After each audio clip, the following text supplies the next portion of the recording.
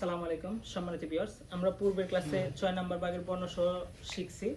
এখন আমরা আছি 7 নম্বর ভাগের বর্ণ। 7 নম্বরে তিনটি বর্ণ, 7 নম্বরে তিনটি বর্ণ ভ, উম, ক।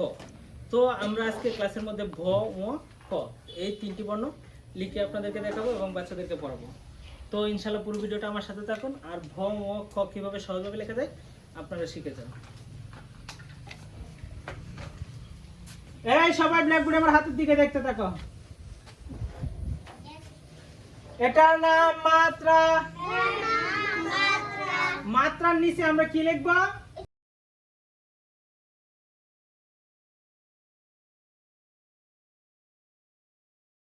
সবাই শোনো, মেডিসিন নাও। এই যে 9 লিখলাম, এখানে যে অংশটা আছে এই অংশটা অবশ্যই একমাত্রা পরিমাণ জায়গা থাকবে। কতটুকু? একমাত্রা পরিমাণ জায়গা থাকবে। এটার নাম কি? এটার নাম ভ। এটার নাম ভ। এটার নাম ভ। এটার নাম ভ। এটার নাম ভ। সবাই শোনো, এটার নাম কি? এটার নাম ভ। জি বলো। আচ্ছা, এটার নাম কি? ভ। আমরা এখন লিখবো 2 নম্বর বর্ণ কি? ও নাকি? ও লেখার জন্য এই যে চক খাড়া করে ধরলাম, দেখছো? এই চক খাড়া করে গিয়ে এখানে একটা বৃত্ত দিব, তারপর আরেকটা বৃত্তের আকৃতি দিব, ঠিক আছে? দেখছো? তারপর এখান থেকে কি উঠিয়ে দেব ভর আকৃতিতে। এটার নাম কি? ও। এটার নাম ও। এটার নাম ও। এটার নাম ও। এটার নাম ও। এটার নাম ও। সবাই মেডিসিন নাও। হ্যাঁ, ও লেখার ক্ষেত্রে এখানে একটা বৃত্ত হয়েছে, এখানে যে আরেকটা বৃত্ত, এটার আকৃতি ধরছে। কি ধরছে? আকৃতি। এই বৃত্তে সোজা থাকবে এই অংশটা। এই অংশটা কি? এই বৃত্তে সোজা থাকবে। এখানে একমাত্রা পরিমাণ জায়গা থাকবে। কতটুকু জায়গা থাকবে? একমাত্রা পরিমাণ জায়গা থাকবে। আর এখানে থাকবে একমাত্রা পরিমাণ জায়গা, ঠিক আছে? আর এই অংশ আর এই বৃত্তের অংশ সমান থাকবে, ঠিক আছে? এটার নাম ও।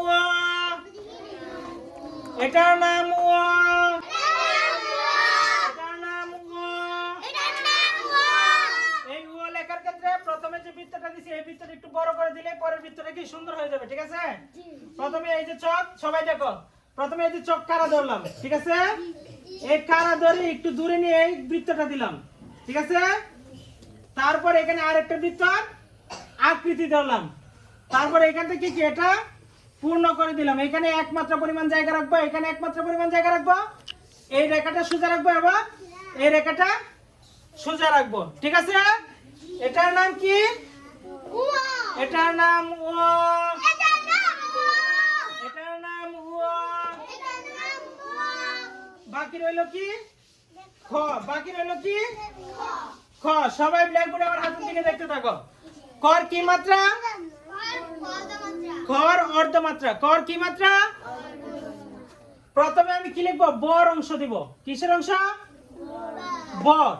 এই যে অংশটা দিলাম এই জায়গা এবং এই জায়গা সমান থাকবে। কি থাকবে? সমান। তারপরে এখান থেকে ঘুরে এনে বর অংশ পূর্ণ করব। এখানে একমাত্রা পরিমাণ জায়গা থাকবে। কত শোনো, এখানে কতটুকু জায়গা থাকবে? একমাত্রা পরিমাণ। তখন হালকা একটু নিচে নামি এখানে খর অংশ পূর্ণ করব। তারপর এটা উঠিয়ে দিয়ে এখানে একমাত্রা পরিমাণ জায়গা রাখবো। এই জায়গা এবং মাত্রা সমান করব, ঠিক আছে? এটার নাম খ। এটার নাম খ। এটার নাম খ। এটার নাম খ। এই কর মেডিসিন নাও। হ্যাঁ, ক লেখার ক্ষেত্রে এই জায়গা এবং এই মাত্রা তিনটা জায়গা কি সমান থাকবে? তিনটা জায়গা সমান থাকবে। এই যে দেখো, রেখা ধরলে কি তিনটা জায়গা সমান, ঠিক আছে? এখানে এক চক পরিমাণ জায়গা থাকবে। এখানে কতটুকু জায়গা থাকবে? এক চক পরিমাণ। আর এইখানে থাকবে এক চক পরিমাণ, মানে কি এক মাত্রা পরিমাণ, ঠিক আছে? এটার নাম খ।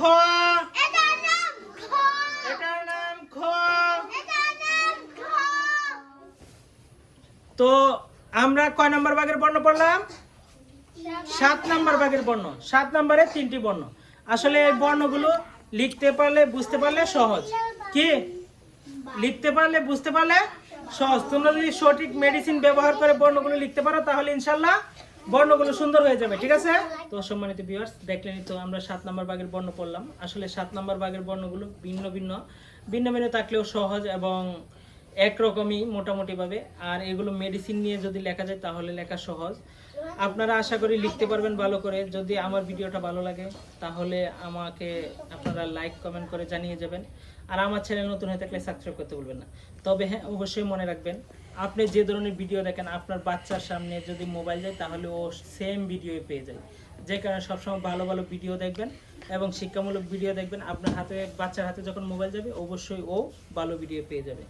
সেটা আমার চ্যানেল হোক বা অন্য কারো চ্যানেল, অবশ্যই আপনারা শিক্ষামূলক ভিডিও দেখবেন, বাচ্চারাও শিক্ষামূলক ভিডিও পেয়ে যাবে। তো আজকের জন্য বিদায় নিচ্ছি। আসসালামু আলাইকুম রহমতুল্লাহ।